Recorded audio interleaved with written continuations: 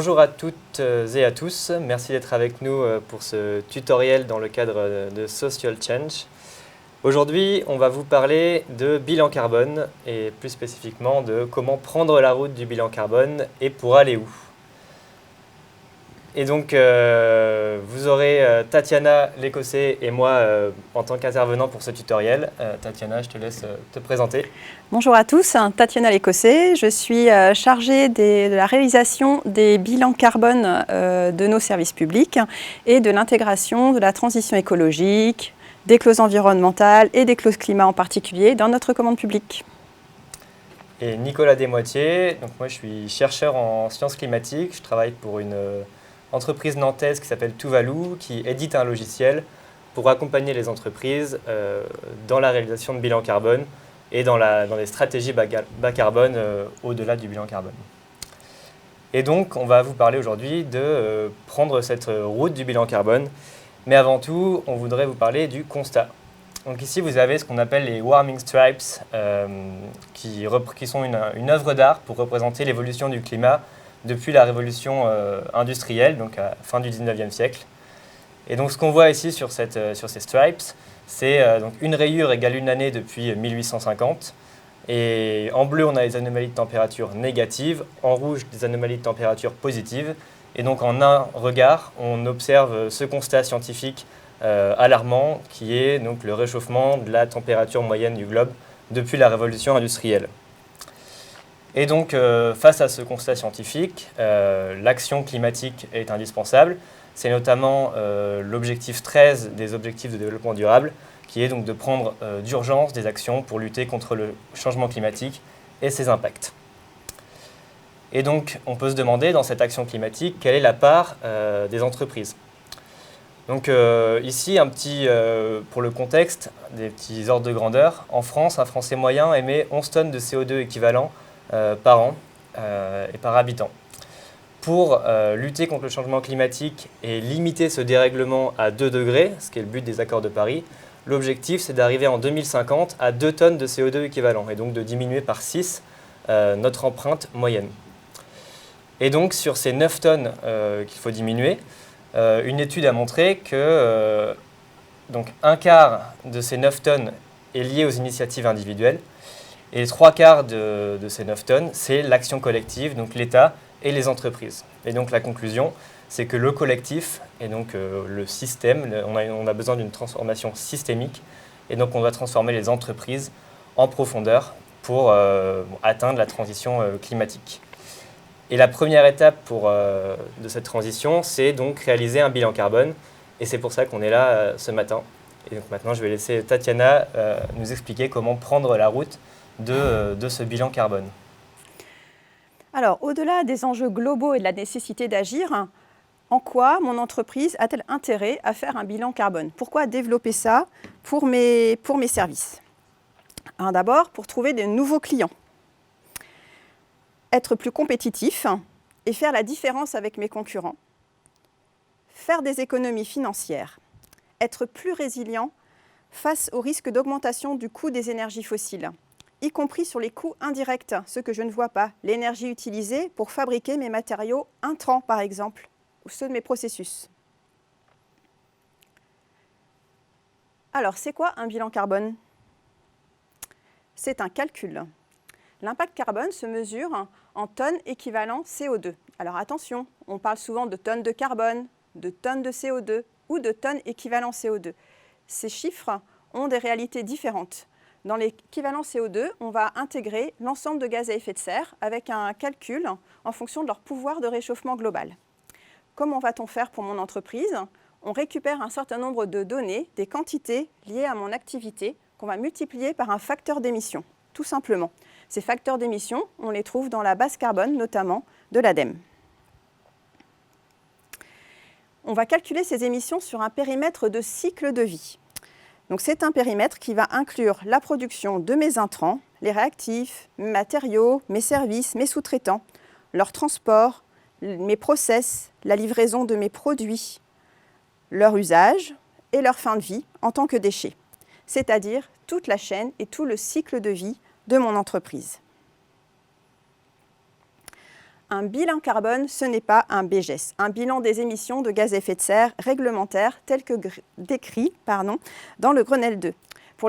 Celui-ci, il est imposé pour les entreprises de plus de 500 salariés qui ne comptabilisent pas les émissions directes. Il ne comptabilise que les émissions directes, c'est-à-dire souvent, principalement, uniquement les émissions des consommations énergétiques.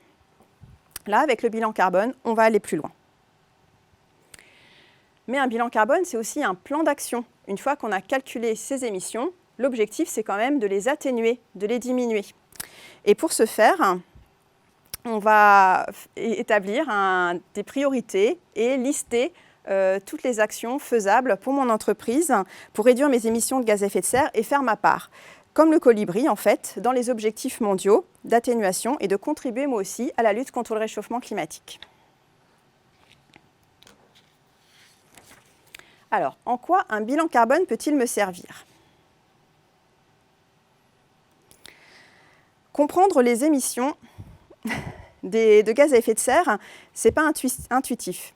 Les calculs permettent d'objectiver sa responsabilité et de comprendre où sont mes plus gros postes d'émissions. Ce peut être l'achat de matériaux non recyclés qui rentrent dans mon processus, ou où sont mes leviers, c'est-à-dire les postes où il est possible pour moi facilement de réduire mes émissions. Ce peut être acheter des produits en métaux recyclés. Une fois que je connais mes émissions par poste, je connais également ma dépendance aux énergies fossiles. Je peux ainsi modéliser comment pourraient évoluer mes bilans financiers et si leur coût évoluait, de me permettre de réduire cette dépendance pour être plus résilient et performant économiquement dans l'avenir. Si une taxe carbone était mise en place, je serais également moins taxé que mes concurrents et donc plus compétitif. Combien coûte un bilan carbone? Alors, ça dépend. Ça dépend de la taille de l'entreprise, des ambitions, de ce qu'on veut faire aussi en termes d'accompagnement. Donc, il faut savoir aussi que l'ADEME assiste les démarches de réduction des émissions de gaz à effet de serre avec la démarche ACT, Assessing Low Carbon Transition, qui va beaucoup plus loin en fait vraiment dans la trajectoire bas carbone. Mais sinon, il faut savoir aussi qu'en général, quand on fait un bilan carbone, on a un retour sur investissement parce qu'en trouvant ces leviers, on va pouvoir aussi faire des économies financières. Donc le tarif journalier moyen d'un bilan carbone, c'est 715 jours hommes et il faut compter à peu près 9 jours de travail. Donc on peut, en gros, quand on fait un bilan carbone, ça peut aller de 3 000 à presque 25 000 € suivant la taille de l'entreprise et l'accompagnement qu'on va demander aussi aux prestataires. Pour trouver des prestataires, il y a un site qui vous propose une liste de prestataires agréés bilan carbone sur le site de l'association Bilan Carbone. Et vous trouverez aussi des cahiers des charges pour vous aider à rédiger les contrats avec les prestataires que vous pourriez désigner. Comment valoriser mon bilan carbone? Alors, dans ma communication, sur ma démarche responsabilité sociétale des entreprises, auprès de mes salariés, auprès de mes clients. Mais pas seulement, dans mes offres aussi. Proposer des variantes bas carbone à mes clients, alimenter les notices environnementales qui sont demandées pour juger les critères environnementaux des offres et auprès de mes fournisseurs, pour les mobiliser sur la fourniture d'intrants bas carbone pour mon entreprise, et puis pour élargir mon annuaire et contribuer au développement de nouvelles solutions techniques et technologiques, biosourcées par exemple.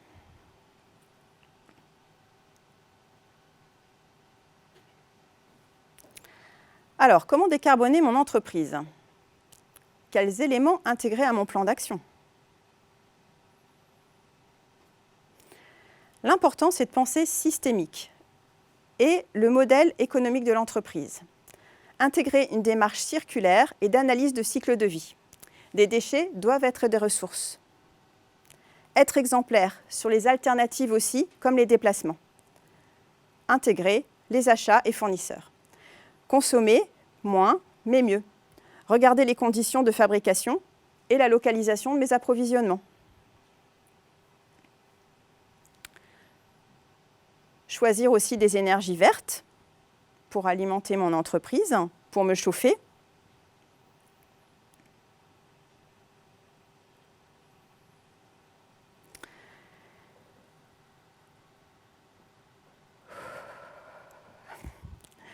garantir la transversalité horizontale et verticale, intégrer les initiatives de tous les niveaux hiérarchiques et ne pas fonctionner en silo. Enfin, faire tomber les barrières. Financer un projet d'éco-conduite peut permettre, par exemple, d'être financé par la réduction des coûts d'assurance. Merci. Et donc pour récapituler, et maintenant que vous avez compris à quoi sert un bilan carbone et quelle est la démarche, je vais faire un petit peu un dézoom sur le bilan carbone s'inscrit dans une stratégie bas carbone plus globale. Et donc la feuille de route de cette stratégie bas carbone, avant même de réaliser un bilan carbone, la première étape, c'est d'engager. Donc d'engager ses parties prenantes, d'engager ses collaborateurs, et donc de mobiliser pour avoir une équipe complète pour s'engager dans une trajectoire bas carbone, pas en stylo comme le disait Tatiana, mais bien transverse et systémique. Ensuite, la première étape d'une stratégie bas carbone, on y est, c'est le bilan carbone. Et le bilan carbone, dans une stratégie bas carbone, ça a bien pour but, comme le disait également Tatiana, de connaître le point de départ, de faire un état des lieux et donc de voir où sont ces émissions significatives. La deuxième étape, c'est donc, une fois qu'on a mesuré ces émissions de gaz à effet de serre, c'est donc de concevoir une vision long terme, une vision bas carbone. Et donc dans cette vision, ça va à la fois de regarder dans le passé et donc voir ce qui a déjà été fait au sein de votre entreprise, mais également de regarder vers le futur et donc de fixer des objectifs de réduction, des objectifs pour être une entreprise bas carbone en 2030 par exemple. Un objectif courant qu'on suggère aux entreprises, c'est donc de diviser par 2 les émissions de gaz à effet de serre entre 2020 et 2030. Et cette diminution par 2, elle est en alignement avec les trajectoires mondiales et les trajectoires des accords de Paris pour limiter le réchauffement à 2 degrés. Mais donc pour fixer ces objectifs, il faut bien entendu avoir fait l'état des lieux avec un bilan carbone. Et une fois qu'on a défini cette vision bas carbone, l'étape d'après, c'est donc de piloter une stratégie climat, une stratégie bas carbone. Qu'est-ce que ça veut dire, piloter une stratégie? C'est de mettre en place les moyens pour arriver à réaliser ces objectifs et donc d'initier un plan d'action de réduction des gaz à effet de serre. Et enfin, la quatrième étape, une fois qu'on a sa stratégie et qu'on la pilote d'année en année, donc on mesure ses émissions et qu'on met en place des actions et qu'on observe l'impact de ces actions, c'est d'influencer, donc de mobiliser à nouveau, mais au sens plus large, son écosystème, ses parties prenantes externes, donc ça va être les clients, ça va être les fournisseurs, ça va être son influence politique, donc pour valoriser sa stratégie bas carbone et influencer positivement l'écosystème. Et une dernière étape qu'on met souvent en premier aujourd'hui, on parle de compensation. Alors tout de suite, moi j'éliminerai ce terme et je parle de contribution financière à la neutralité carbone. Et j'insiste sur ce point-là, c'est bien la dernière étape d'une stratégie bas carbone. Une fois qu'on a réduit ses émissions, qu'on a mis en place une vision long terme et qu'on a établi un plan d'action, on peut compenser ces émissions ou contribuer à la neutralité, mais de ce qu'il reste, de ce qui est incompressible. Pour ce faire, dans toutes ces étapes d'une stratégie bas carbone, on a des méthodologies qui sont reconnues. On vous a parlé du bilan carbone, qui est une méthodologie reconnue, et l'équivalent international, ça va être le GHG, le Greenhouse Gas Protocol, qui fixe donc des règles pour savoir ce qu'on compte et comment. Mais ensuite, pour les prochaines étapes, que ce soit sur la vision, le pilotage ou même la contribution financière à la neutralité carbone, il existe également des méthodologies. On a notamment pour fixer des objectifs en accord avec les accords de Paris, les Science-Based Targets, pour quantifier l'impact ou projeter ces émissions à travers un plan d'action. Il y a une méthode qui a aussi été développée par l'ADEME qui s'appelle la méthode Quantiges. Pour avoir vraiment une vision transverse de sa méthodologie et de sa stratégie bas carbone et de l'évaluer, il y a la méthode ACT, donc, dont Tatiana a parlé tout à l'heure, donc pour Assessing Low Carbon Transition, qui va vraiment au-delà de la mesure, mais qui s'intègre de manière transverse sur la partie systémique d'une entreprise.